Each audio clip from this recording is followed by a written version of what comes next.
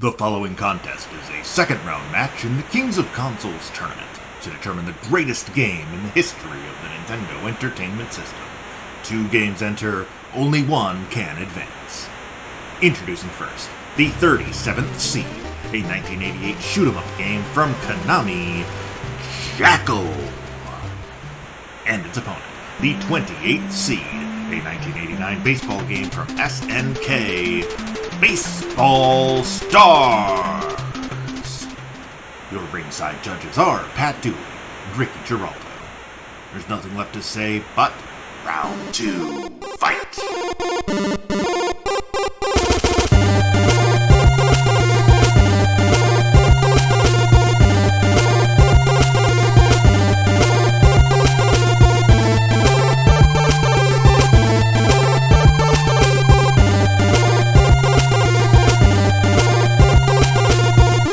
Hello and welcome to episode 55 of Kings of Consoles. This is the podcast where we're trying to find the best game for each home video game console by means of giant tournaments. This is our 55th episode, and we are a little over halfway through round 2 of our 100-team tournament. 100-game tournament. There's no teams. You know, in sports, it's teams. This is all based on March Madness. We were just talking about basketball. You can see where my head's at. We were talking about the actual March Madness tournament. So. That's right. And it is April. So Super Marchio is over. And if you're checking your sports calendar, in addition to the Final Four, today is also opening day for Major League Baseball. So to commemorate that, we are playing the number 28 seed in our tournament, Baseball Stars, as it takes on number 37, Jackal. I'm Pat Dooley. And I'm Ricky Giraldo. And yeah, so last week was the end of Super Marchio, and it was the end of the line for Dr. Mario, as it came up against Excite Bike, which moved on to the third round, becoming the, the 14th team game to make it into the next round? 18th. 18, yeah, because we're more than halfway through. So yeah, we are on the downward slide here. We are taking a week off from our Nintendo All-Stars run of games. We'll get back to that next week when we play Metroid. But we figured we couldn't let the opportunity of baseball's opening day slip by without playing the only baseball game in the tournament. But before we can get to that, we do always start by talking about the underdog, which in this case is the number 37 seed, Jackal, which is a 1988 shoot-'em-up game from Konami. And we played it way back in episode 7 when it beat Skate or Die 2, The Search for Double Trouble. If you want to hear more about that game, more specifics about, the history of the game and whatnot, you can go back and listen to episode 7. We tend to try not to repeat ourselves with our fun facts about the games. So yeah, let's just kind of dive right in. Do you feel any differently about Jackal than you did 48 weeks ago? No, not really. I just think this is one of those games that got lucky from the last round because they played a worse game. Mm-hmm. Yeah, I would agree. There are definitely games that didn't make it out of the first round that would have beat this. It's fine. It's a Konami does run and gun well. But of all of the run and gun Konami games that we've played, this is toward the bottom of that. It's definitely no, Contra or Gradius or Life Force or any of those. It's fine. It's, if you haven't played it, it's you're driving basically an army jeep through enemy territory, shooting, missiles or grenades, or just a regular gun that can only shoot up, even though you can move in any direction. And you're rescuing. Such a pain. It really is Such a pain. Such a pain. Like I wish I found myself relying on the missiles and grenades way more, just because I could sort of control those. I wish you could. Yeah, exactly. I wish you had more control of the turret, because, oh my god, you have to be the perfect angle, the perfect. Yep. It's just annoying. Yeah. And you're just rescuing POWs and trying to get them to a helicopter for evac, and then at the end of the level, there's a boss, and you fight the boss, and if you win, you move on to the next section. Konami code does not work, So after you die 3 times, you're back to the beginning of the game. Yeah, it's fine. It's basically, kind of what you expect for action games of the era. It's just, calling it the 37th best game for the platform is really, really high. IGN's list of the 100 best games for the NES is how we determine these seeds. And Jackal's got, the music is pretty good. It's kind of an interesting idea. There's not really a whole lot of other games of the era that do this. Driving. There's a lot of driving and shooting games. We played, Cobra Triangle and Spy Hunter and the first level of Vice Project Doom. And yeah. Kinda. RC Pro-Am has a shooting mechanic. It's just like all of those. It's really kind of a game. It is actually like pretty high on that list. Yeah. Not a fan. Like, I think there's obviously other games that we played that definitely should have been higher. Oh yeah. Yeah. And, of games that got knocked out in the first round, it got, like you said, it got lucky being up against Skater Die 2, but when you consider that Mega Man 6 didn't make it out of the first round, Radius didn't make it out of the first round, Spy Hunter didn't make it out of the first round. One of your favorite games of all time? I was gonna leave it, but yeah, Tecmo Super Bowl. Little Nemo the Dream Master, Tetris. There's a lot of games that are better than this that didn't make it out of the first round. Now, disclaimer, the Tetris we eliminated wasn't the Tetris. That's true. It's not the iconic Game Boy version of Tetris that everybody remembers. Yeah. It's the 10 NES version. But it still feels weird to say Tetris isn't in this tournament anymore and Jackal is. Yeah. But yeah, it does kind of feel like we're kicking it when it's down, but I don't feel like it should have been a top 40 game. Somewhere in the, maybe low 70s feels more accurate. Yeah, I think it belongs on the list. But 37's too high. I was thinking about why would IGN rate it so high? It is a pretty graphic game. You have helicopters leaving, or there's a lot of stuff happening in the screen that I don't think people have seen before in the NES. Yeah. You know what I mean? Things are blowing up everywhere. There's cutscenes, kind of, a little bit. Not really cutscenes, but yeah. When you move up the level, it changes, and there's at the end of some levels, they have the picture of you guys escaping. Yeah. Yeah. So yeah, and it's a 2-player game, right? And it is a 2-player game, and I think it's co-op, which is fun. And I wonder how much more we would have enjoyed it had we played it 2-player compared to solo. That's true. If me and you were playing this game, I'm pretty sure it would be high up there because that's another thing. A lot of the games we played are very co-op heavy, like Double Dragon, and I feel like if we played it together, it would probably change everything. Double Dragon, Battletoads, even a game that we loved, River City Ransom. Yeah, playing that co-op is so much fun. It's great solo, but yeah, as a multiplayer experience, co-op is just a blast. But yeah, I honestly don't really have that much more to say about Jackal. It's fine. If that's your thing, it's worth a play. But yeah, I'm very kind of ambivalent toward it moving on, especially since, in the next round, jumping ahead a little bit, the winner of this matchup is going to take on Castlevania 3 in round 3. So, even if Jackal does manage to squeak by here, this, it's getting real close to the end of the road for Jackal. Yeah, Castlevania 3 is one of the favorites to win the whole thing. So we'll see what happens. Yeah, that's one of those games that I knew was great and I remembered being great, but playing it now, it's oh, this is great. This is legit one of the best games that we've played. Yeah. So I'm really excited. I'm assuming that chunk of the bracket is going to come down to Castlevania 3 against Mega Man 2, just because I feel like those are the two powerhouses in that region. That's hard. Something may change, but that's something to look forward to in the Elite Eight when we get there, assuming they both move on. But before we can move on, we should talk about the odds-on favorite. And the reason we're doing this episode today, Baseball Stars, which is a 1989 baseball game from SNK.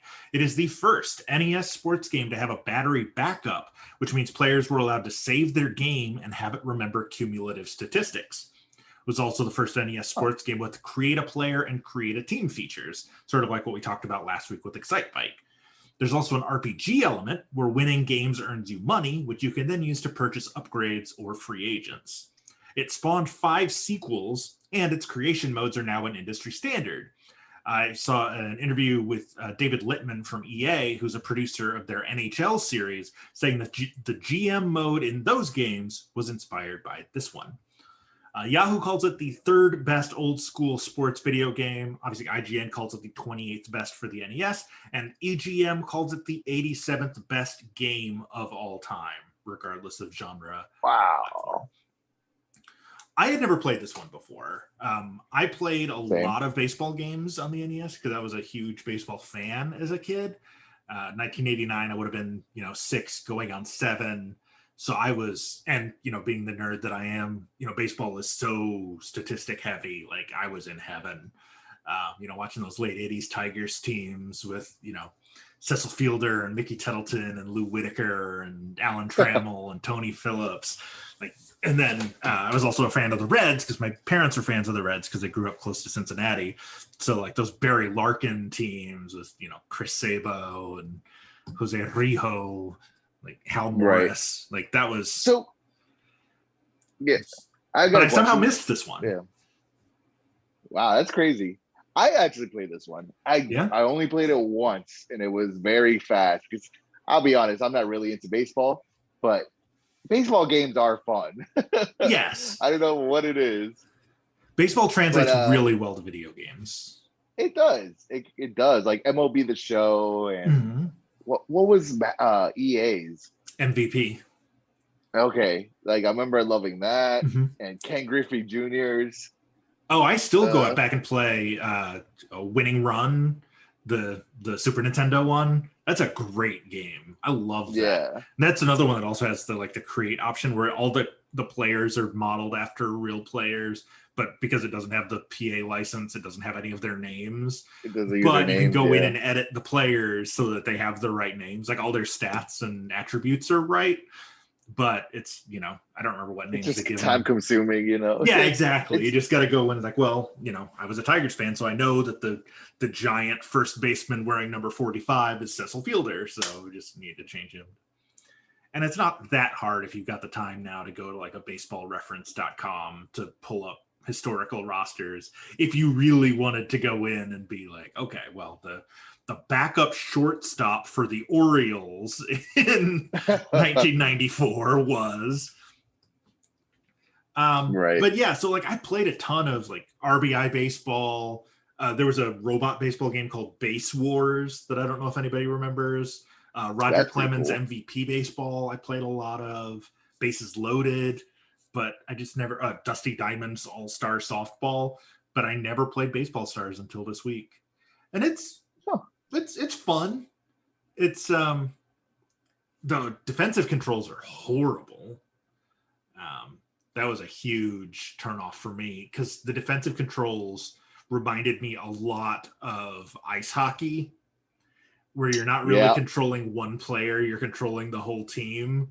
And so okay, well, I know I need the right fielder to come in this far to get it, but the ball hasn't left the part of the screen where the first and second baseman are, so I'm making them run away from the ball, and I can't see my right fielder to see where he is. And then, I agree with that.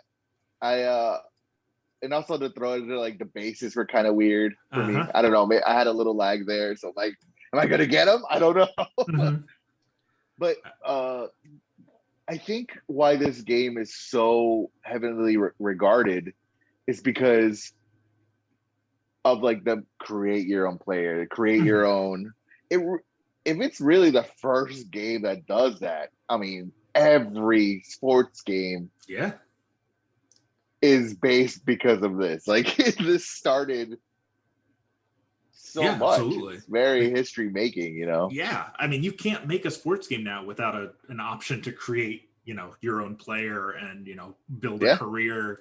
You know, you got my player and in 2K, you got, I can't remember what it's called in FIFA, but there's one in FIFA and NHL. I think it's the same one, but is it my player in FIFA? Yeah, I think so. It's like, yeah, my player, my coach. Yeah, like that's. I mean, that exists. It's omnipresent in modern video games. You know, even like, you know, UFC and wrestling games all have, you know, create your own person.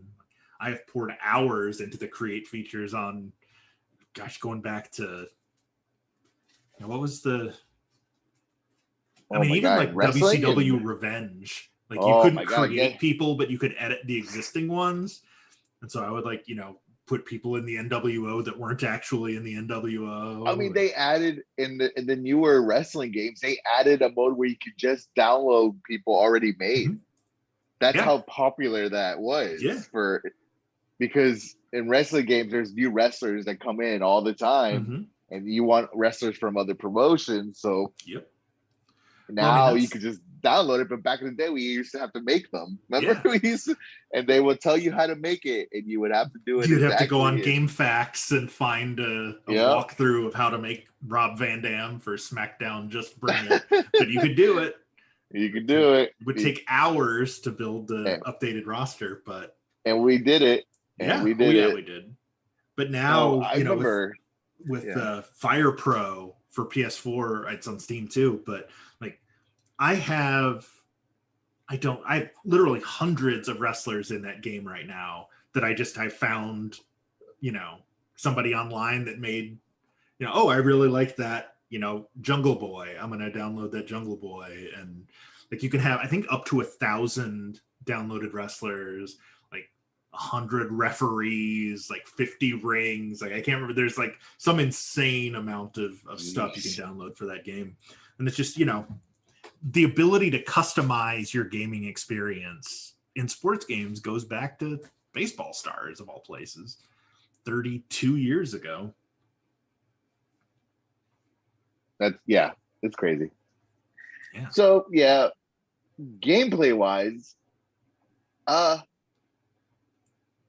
it was very, I mean, it's an old baseball game. You know what I mean? It's nothing that grabs you, I would say. I don't know. It's kind of hard to it's hard to judge it because, like I said, I had played all these other NES baseball games, so it's hard to say, like, you know, was this, because like I prefer the way Roger Clemens controls, because it very clearly tells you what defensive player you're playing as if the ball is hit into play. I just like the way it's set up better. It doesn't have the depth of this because it doesn't have the creation options, but like, I just wonder, like, how much of the stuff I like about other games only exists because they're building off of what this one already did well. So it's really hard to judge it by that metric. But I mean, for 1989, it's a really good baseball game. It is, and it has a lot of mechanics. Like you said earlier, you do have a saving system that it just keeps your records. Yeah, it's a solid sports game. It's very groundbreaking, to be honest, thinking about like the history it brings. Because that's what I was thinking after I read our notes. I was like, wow, I did not know that this was the first game that did the create your own things. And I bet this game came out 89, you said? 89, Man, I bet this is a dream. It's a dream that you could make your own baseball team. Your own player to play in a baseball team. I could be in the game. I could play for the, you know, Ninja Black Sox or the SNK Crushers.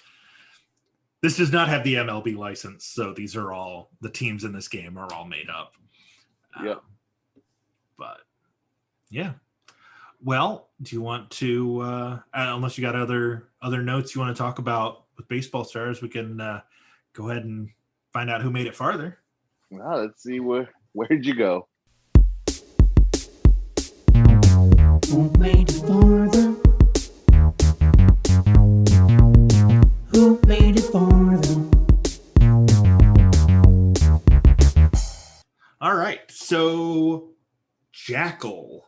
I think I made it back exactly where I made it last time, which was to the boss at the end of level 3, which is the submarine with like 7 or 8 guns on it, and you have to shoot out each gun.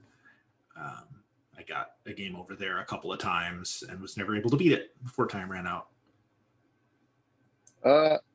I made it to like, it was like I beat the submarine. It was like a harbor. It looked like a, what do you call those where ships dock? Like a docking bay. Yeah, like docks. Yeah. Yeah. Is that where the submarine is? The submarine, it's at the end of whatever the 3rd level is, which I don't really remember it being docks. It was more like, it starts like, it looks kind of like a parking lot at the very beginning. There's just like a bunch of random cars scattered around. Yeah, it was the next level. It was the next level after that. Then you go to the dock. Yeah. All right. Because I didn't make it to the, well, I did make it to the end, but I had to redo it because I didn't really save anybody. So I was like, well, let's see where I can go. Yeah, so when you make it to the top, there's a boat, and then that boat takes you to the next level. Yeah, I did not because make it to that. Yeah, well, in Jackal, they're not really levels. Once you beat like a part of the map, it's a map, and you go up. Mm-hmm. You're going up the map. So I was like, half it. It was the start. Yeah. So you made it. Sounds like you made it slightly farther than I did because I got killed at the submarine. Right. Well, and I was telling Ricky before we started recording this part, I made a mistake a month ago.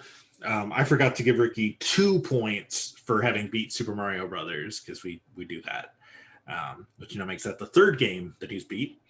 So his lead is actually now up to 51-43 after that. So Baseball Stars is a tricky one to judge because there's not levels, but I did keep track of what my scores were in each game. Yeah, so you automatically get the points for me because I just played like the season, and I was like, after 2 games, I was like, okay, let me try to create my own player or something. Oh, okay. How did that go? So How was the creation? It was cool. I mean, it was very basic, to be honest. Yeah. It was just like you can't choose your hair or anything. You just choose your stats. Pretty much. Oh, interesting. Okay. Yeah.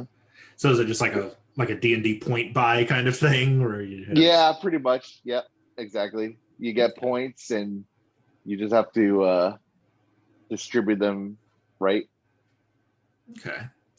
Well, I did keep track of my scores, like I said, and I was playing as the American Dreams, which, as it turned out, all the players were named after like legendary players. So I had like a player named Babe and a player named Willie and a Joe and all that. So my first game, I lost 15-11 to the Ninja Black Sox, despite having an 8-3 lead in the 6th inning. So they came back. They went on a 12-3 run over the last 3 innings. So that wasn't so fun. And then I lost by mercy rule to the Brave Warriors when I was behind 18-5 after 5 innings. But then I managed to beat the World Powers 8-7 in 11 innings. So that kind of made up for the shortened previous game by going extras in that one.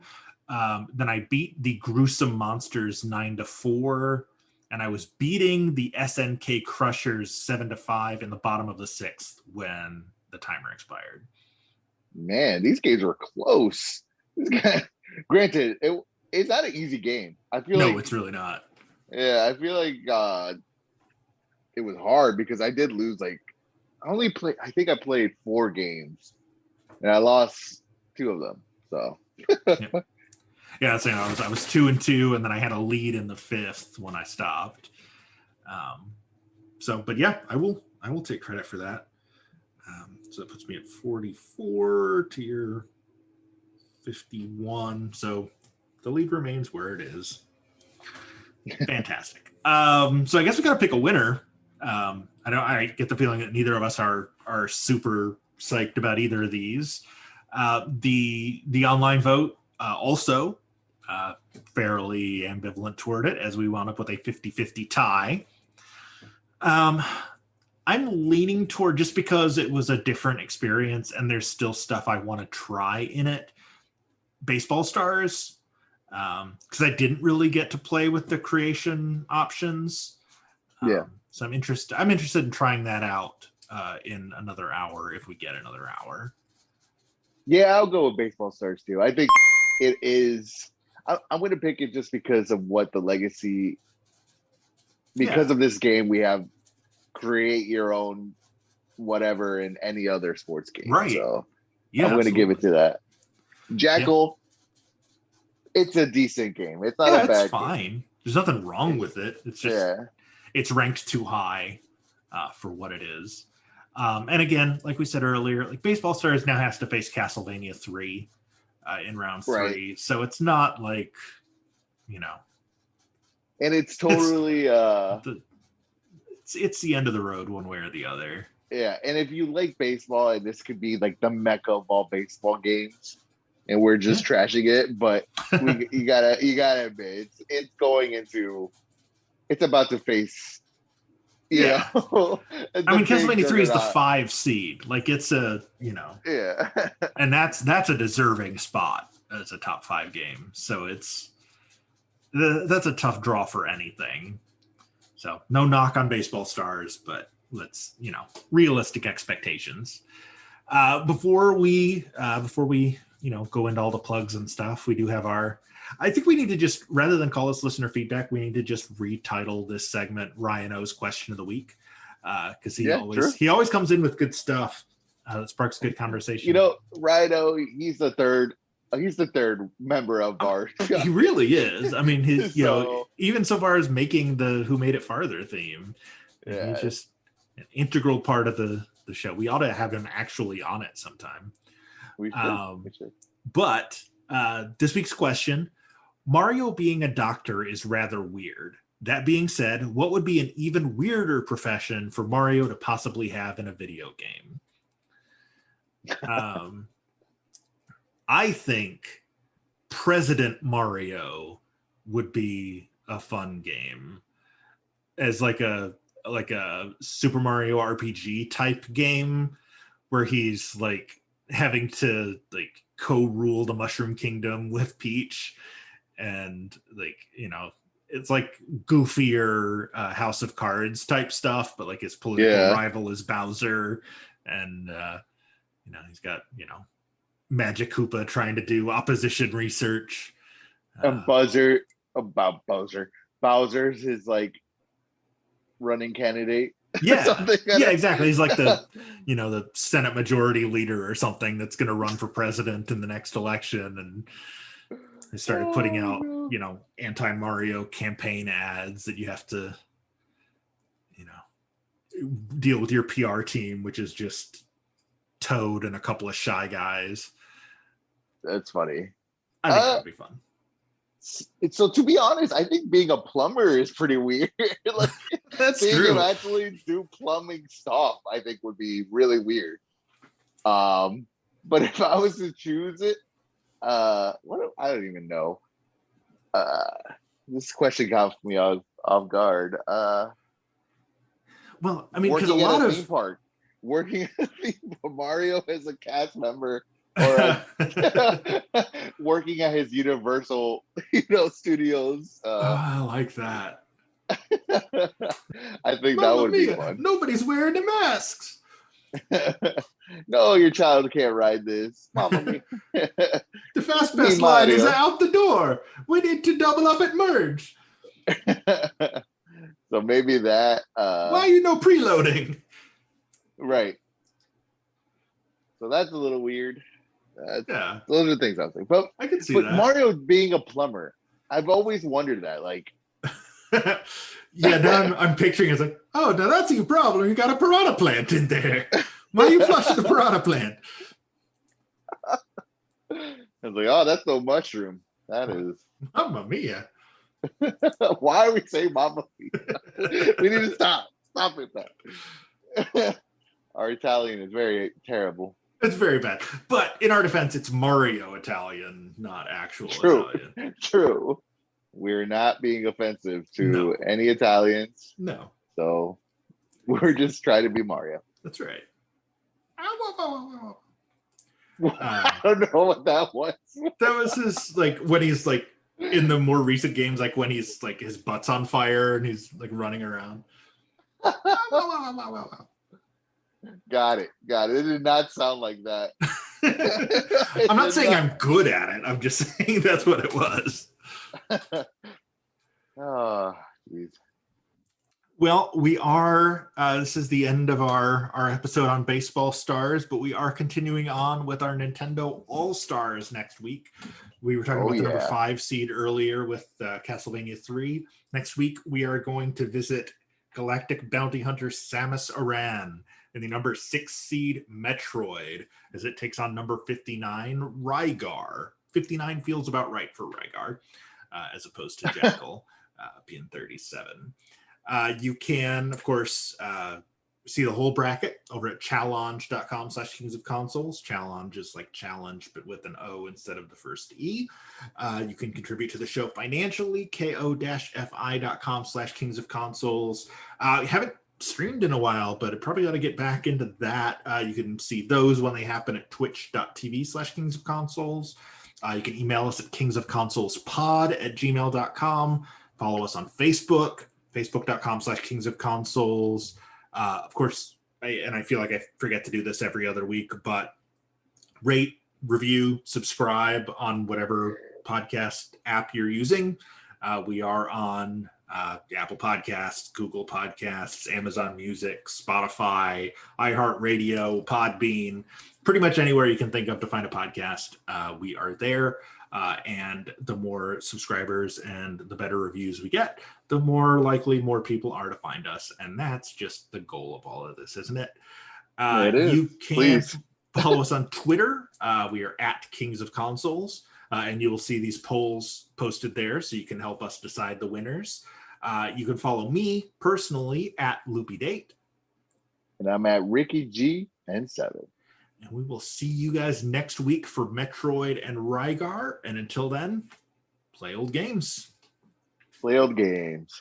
Kings of Consoles is recorded in Nashville and Orlando and is produced and edited by me, Pat Dooley. Thanks to Captive Portal for our theme song, intro for a non-existent video game, which can be found at freemusicarchive.org. And the music and sound effects from this week's games can be found with a quick Google search. The opinions expressed in this and every episode are our own, and we are in no way sponsored by or affiliated with Nintendo. We're just